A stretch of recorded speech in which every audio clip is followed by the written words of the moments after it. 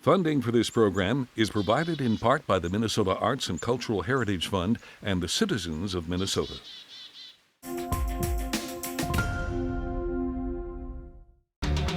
Our Town, the show about Rochester, learns about childcare needs in our community, and we hear from the Rochester branch of the NAACP in the wake of the hate speech incident near Century High School. We also visit the new HGA Design Acceleration Lab and get the latest from our legislative rundown. All that and so much more coming up next on Our Town, the show about Rochester.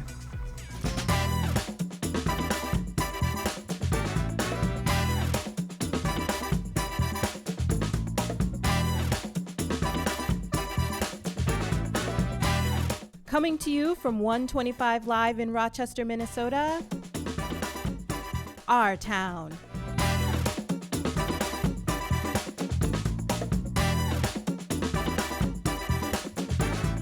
We are joined today by Julie Ruzek, Executive Director of Cradle to Career, here to talk to us about their Childcare Insights Report and what addressing childcare needs might look like in our community. Welcome back to Our Town, Julie. Thank you for having me. So before we dive into the report, can you just tell us a little bit about why childcare is so important in the community? Absolutely. Childcare touches nearly every sector of service and services within our community. So as we think about education, as we think about the workforce, there's an element of childcare that is included in each of those sectors. So when we don't have a healthy childcare system, it's not just our young children that are impacted, but it impacts our workforce, it impacts our education system, and it really, like I said, touches each of these important systems and really is a symptom of what our needs are from the very beginning. Of course. The childcare, can you tell us a little bit about what the Childcare Insights Report is? And I know that there were two main research questions, so can you share what those were? Absolutely. So I am still relatively new to Cradle to Career. I'm celebrating my second year in July. Thank you so much. And really part of the work of Cradle to Career is understanding systems and where systems might be failing specific populations and where there are elements of barriers within a system and how we can get people and different community partners to work together to address systemic issues. And so when I took the job, diving into childcare and understanding our local childcare landscape was really a priority, not just for me, but for the staff and the partners that we work with. So we took a look at childcare here in our community. We can find a lot of state and national data right now that talks a little bit about the childcare crisis that we're experiencing. We didn't have a lot of local or hyper-local information that really was a good description of what we're feeling here in Rochester in regards to childcare. And I would say even when we talk about the we of what we're feeling in childcare, there are certain communities within our community that are experiencing more barriers and struggles with childcare than others. Oh, thank you for sharing that. I think, as someone who has had to deal with childcare because I have two small children, I saw the report and I thought it resonated a lot with sort of my own experiences, so having the data to sort of back that up.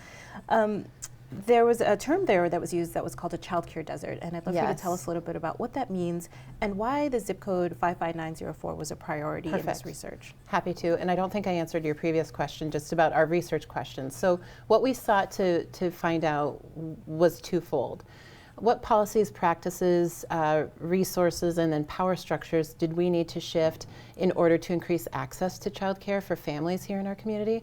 But also the same, what policies, practices, resources, and power structures need to shift in order to address some of the barriers that providers are experiencing, I would say especially in a post-COVID world. So those were kind of our two main questions that we sought to seek out. In regards to your second question, you asked me about 55904. When we take a look at childcare in our community, the feeder system that we see is not the same as what you would normally see for a public school system. You live in a certain neighborhood, you attend the school within that neighborhood. In childcare, families have a variety of options of where they want to attend. So when we were taking a look at where there was and was not available childcare in our community, we used the same quadrants that we do, most of us Rochesterites do, for a variety of things. So we took a look at Northwest, Northeast, Southwest, and Southeast. 55904 is the Southeast, the majority of the Southeast area code. What we found is that if you take a look at the number of children under 5, and the number of available childcares in that same quadrant, there was a definite mismatch. Now, I think it's important to note that across our entire community, families with young children are experiencing a childcare crisis. We found in Northwest, at the time that we pulled the data, that there were only 9 childcare spots available in Northwest compared to the number of children under 5. So when you share that first with people, they're like, wow, that's not a lot of options, that doesn't give me a lot of choice. When you look at that same comparison in Southeast, 55904, number of children compared to the number of available childcare spots, the number was negative 1,002.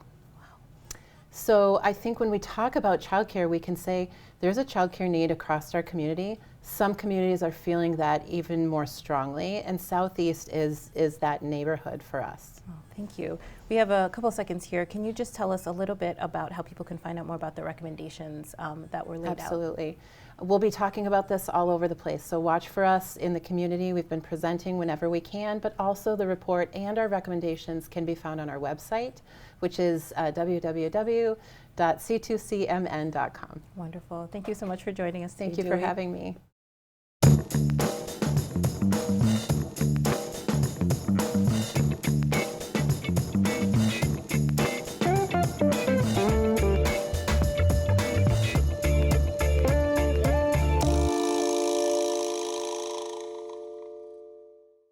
Be sure to stick around. We have much more coming your way on Our Town. Danielle Teal gives us the Our Spotlight, and we also speak with the Rochester branch of the NAACP about the recent hate speech incident in our community.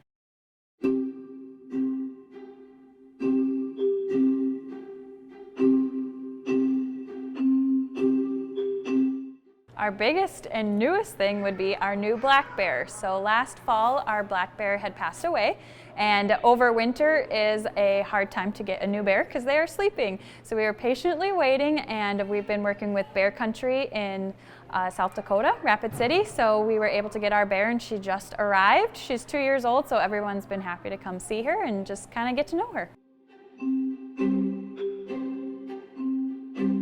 We do not name our animals at the zoo, so it's a good reminder that they're wild animals and not pets to us. We have had some people kind of give their own names to the animals, and that's a great way to make a connection with them because that's why we have the animals. We're still kind of getting to know her, but she seems a little bit spunky. She gets bursts of energy, her zoomies, she'll be running around, and then she goes and takes a nap for a while. But kind of curious.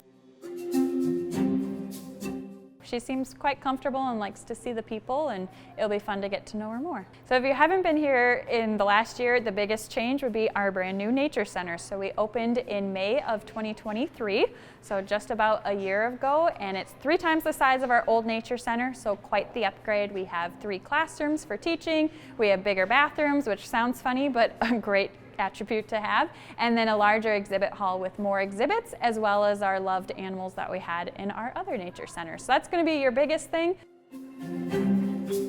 So our current campground is about 30 sites, and the main reason that we're moving is because it's in the floodplain. So in 2019 we had 3 floods that we had to totally clean everything, redo our water system. It affected the electrical, so it is a big cost for whenever we have a flood. Plus, it's just not as safe for our campers either. So we are moving our new campground, and we'll have, I believe, up to 50 or 60 sites, as well as camper cabins. So a little bit more space. Spring is a great time because everything is kind of changing and waking up for the year. So we have birds that are migrating through. They're singing a lot. We have great habitat here. So if you're a birder, come on out to the park. Depending on the winter, sometimes people like to stay huddled in, and this is a good time to just get out, stretch your legs. The animals are excited about the weather too, so it's fun to see. Our most popular top 3 animals that if you have a short time but want to see the good animals at the zoo would be the bear is very popular. The bison across the road is also very popular, and they're usually close up to the fence for certain parts of the day so you can get a good view. And then it's a toss-up between the otters or the cougar. They're also very fun to watch, so if you're a cat person, go for the cougar. If you like to watch the animals swimming around and moving, the otters are a great one.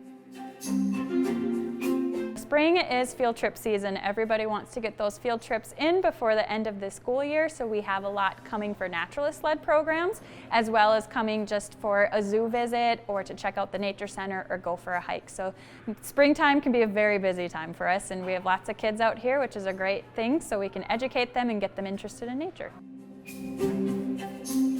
I I think our younger kids, kind of your elementary age, get very excited because it's all new to them. So it's really fun to see their excitement. They learn new things, and sometimes they share facts with us, and you can just see that they're so excited that they had learned this and then get to see it in real life as well. So if you're wanting to come and especially visit the zoo, coming earlier in the morning is the best time. So we do a majority of our feedings, and the zoo opens at 10 o'clock. So if you come right at 10, the animals are a little bit more active because they're looking for us or they've recently been fed. And in the summertime, they can get a little lazy in the afternoons because it gets warm, so who can blame them? So if you want to see them out and about and more active, the morning time is going to be your best time. And that's also a great time in the summer for us to get out too. It's a little cooler, so if you want to go for a hike, that's a good time. For more information about this story and other Our Town features, connect with us on Facebook, Twitter at KSMQ #OurTown, or ksmq.org/OurTown.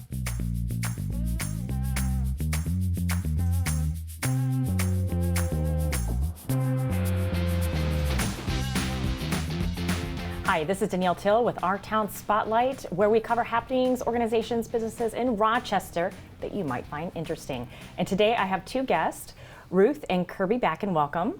Hi.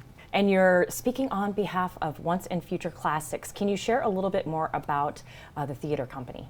Well, it was started in 2018, roughly. Our first play was Midsummer Night's Dream, and we've been involved with the theater ever since then. Ever since then. And Ruth, what kind of things do you do with the theater? What do I do? Well, usually we do musical comedies, and I sing and often play a queen. Often play a queen, and let's dive into that a little bit right now. There is a play that is going to open in a week. Can you share more about that? Three Musketeers, a musical comedy. And in there I play Rochefort, the evil henchman to, what's the guy's name? Richelieu. Richelieu, who's the evil cardinal. And Ruth is playing the Queen of England, Queen Mary. And do you find that being an evil character is easy for you, Kirby? Or is it acting? Typecast. No. Typecast. It's kind of a new character for me to be able to play the bad guy, so that's kind of fun. Yes, it is a lot of fun, right? And Ruth, what are your thoughts about playing the Queen and just the cast and how it comes together right before opening? The cast is really fun. A lot of really crazy people. Fun people, I should say. Yeah, and yeah, it's fun playing the Queen because I don't have to walk around a lot. People come to me. So. Oh, that must easily come naturally for you as well. And again, this is a community theater, so when there are plays that are created or used, like The Beauty and the Beast is a good example. When Irish Eyes Are Smiling was written by the director Aaron Rocklin, which is phenomenal. Jamie Wilson is, the music director. What brings the community out? Because there is excellent attendance. That's a good question. We think we're really funny. I think so too. we think we're a good time, a good value for the ticket price. The theater sounds good, it looks good, and we're very proud of what we put on. Yeah, and the theater is located at Peace Church. Can you share the kind of the vicinity and when is this play going to open for Three Musketeers? It's Peace United Church of Christ. It's basically just east of Silver Lake Shopping Center. The address is going to be on the website. And the play opened, it's a Thursday, which is a little odd for us. Right. Normally it's a Friday, Saturday, but it's a Thursday in a week. That's Saturday, and then the following 2 weekends, and then there's one matinee. So that's all on the website. Perfect. And where can folks find out more details and get tickets? OnceandFutureClassics.org. Facebook, you can find us on Facebook, or call the church phone number. All right. So we'll be fencing and doing all the fun things at the play. Yeah, 15 songs and 5 fencing combats. That'll be quite entertaining and funny. I'm excited. Thank you so much for being here. Thank you. This is Danielle Till with Our Town Spotlight.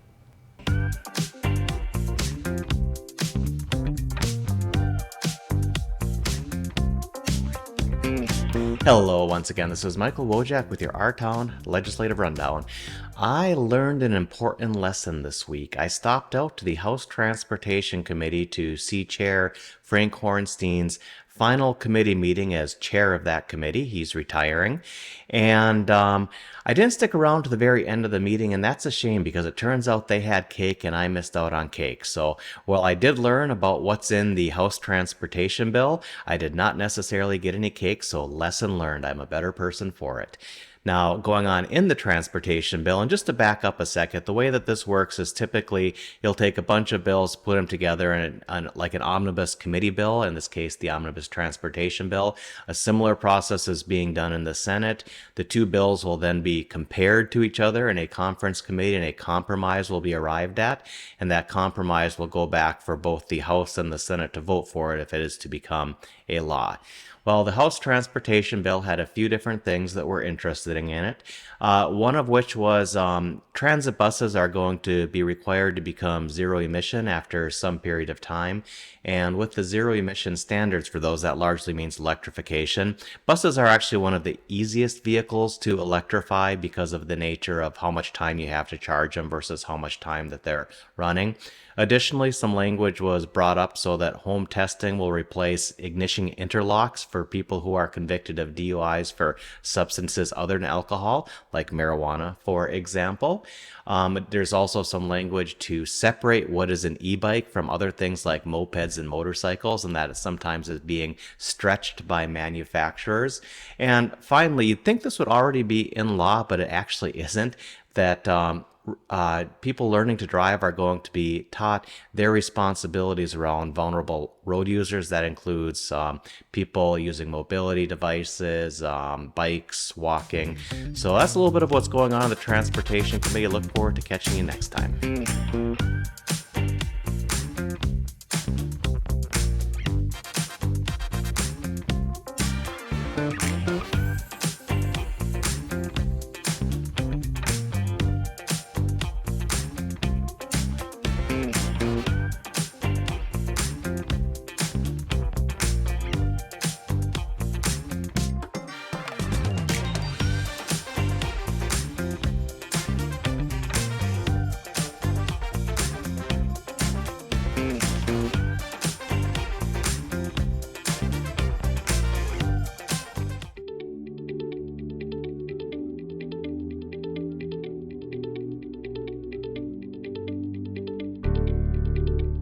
Hi, this is Danielle Till with Our Town Walkabout. We are in downtown Rochester at HGA, the Design Acceleration Lab.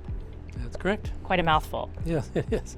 But a lot happening here. Now, how can you share a little bit more about what occurs in this facility? Sure. Yeah, we've had it open for probably a little over a month. And the idea being it's a design innovation acceleration lab showcasing our firm-wide design talents and what we do with our clients. We use all kinds of methods of communicating our designs, like virtual reality, which is behind us.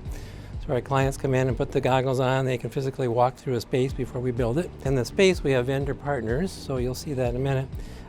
Schmidt-Goodman is one of the larger vendor partners. A company called DIRT is in here with us, and a few others. Basically people in the building industry. Right now it's set up to be a healthcare environment, and it's designed to be flexible so we can move it around, change it. We're going to do design charrettes in here with our clients, which basically is ideation of designs with them.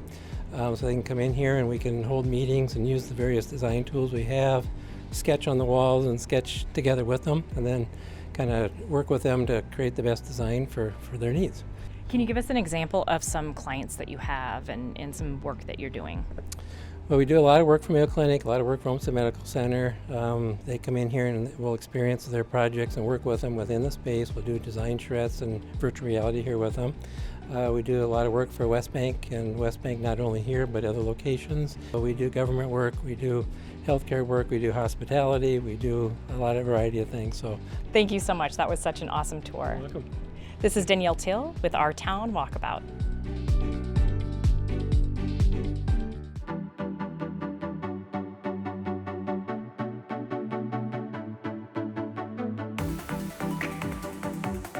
On the weekend of April 13th, a racist anti-Black slur was found in large letters across the length of the East Circle Drive Bridge near Century High School. In the wake of this incident, community members gathered at a town hall, and here to tell us more about the community response is President of the Rochester branch of the NAACP, Wale Elegebede. Welcome back to our town, Wale. I am sorry to have you here under these awful circumstances. Yeah, I am sorry to be here. It's a tough circumstance. It's one that we always talk about. This is not who we are, but it did happen, and so this gives us a glimpse of some of what we are. From an NAACP perspective, it was extremely, not just the NAACP, in our entire Black community, it was important that it had to be a strong response to this. From us, it's really more about accountability. When you have such a, and we see, incidents like this where we don't respond, but what was really disturbing about this was the brazenness. Over the bridge, you have little kids, you have mothers, you have business owners, and to not be able to respond or not respond as a society, that sends a larger message. And so it was extremely important for us to be very forceful that we need some accountability. We don't know who did this. We don't know if it's students. We don't know if it's community members. We don't know the race. It doesn't matter. But, sending that kind of a message to our community demanded some response from an accountability, but then also following up with a response of love. So that is sort of what we are looking to do. We have, several initiatives to Not in Our Town. Because we don't want a situation where kids feel unsafe in Rochester. We don't want a situation where racism is the norm, and we certainly don't want a place where hatred takes place in people's homes. And so that's really what the Not in Our Town campaign is all about. Oh, thank you for sharing that. You mentioned sort of being able to hold accountability and love, sure. And let's focus a little bit on that accountability. Yesterday there was that town hall in Century High School. That word came up quite a bit. Yeah. From the perspective of the NAACP, what does that accountability look like? Yeah, so one of the initial statements that we made, that I made, was, we want to we want to prosecute whoever that person or persons are. And obviously, we'll let the legal folks figure it out. From my perspective, this is a hate crime, and not just a hate crime targeted towards an individual, but towards an entire community. Because if it was in someone's house or something like that, that could be targeted towards an individual, but this was targeted towards a community. And so for us, it's really, there has to be some legal action and consequence. More so that, in Rochester, this is not how we are. If somebody shoots somebody, there are consequences for that. Even if you have an accident, there are consequences for that. And so there has to be a consequence for something like this. Again, I think it's a multi-phased approach. Yes, there is that legal accountability if we find whoever the persons are. That's just one part. But then also, how do we change our mindset? There has to be the education. There has to be, listening to our community members. Several years ago, someone actually committed suicide on that bridge, right? And so this is really intense stuff. I mean, and even in that bridge, a new business owner just Shell's Kitchen, established there. And so in the town hall yesterday, you heard about people's fears. And in terms of my response, just as a Black person and father, my response initially was, well, I want to go to the bridge, and did this really happen? And so it is traumatizing for any person of color in Rochester.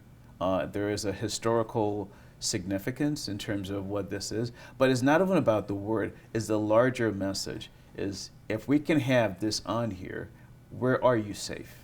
And that is something that we will not accept. Oh, thank you for sharing that. I can hear it in your voice. We heard it in the town hall. There's a lot of pain. There's a lot of anger. There's a lot of trauma. That trauma is historical. It's also contemporary. Why is it so important right in this moment to center Black voices and the youth voices as well? Yeah, so look, in terms of centering Black voices here, and you heard a lot of hurt in the town hall, there are folks that want to collaborate, there are others that I'm not interested in collaborating right now. I'm just too hurt. There's a traumatic experience, and with our students, I mean, you'll hear a lot of stuff with students. They go through a lot of stuff, in terms of pain, and so it's important to really make sure that we actually listen to people that are being impacted. Words matter. And these are just more than words. I think it's going to be important for our community to really make sure that as we're going into an election season, not in our town, we're going to have Rochester be a place of love. We're not going to have people come and divide us. We're not going to have racism. We're not going to have discrimination. It's very important to do that. But we've seen signals like this, and I shared this yesterday. And it's not just even in Rochester, Black and African Americans in this country have been discriminated upon. When you think about things from a microaggression, 1 in every 5 Black person has experienced this stuff. It's probably more. And so what we're seeing now that just happened in Rochester is we're not isolated. These things do happen in Rochester. And the next step is, how do we move forward? Wale, thank you so much for your leadership and for your time with us today. Thank you. And thank you for joining us today. For more content produced right here in Rochester, please be sure to check us out on Facebook and Twitter at #OurTown. I'm Nicole Fenoy-Amhara, host of Our Town, the show about Rochester. We'll see you next week.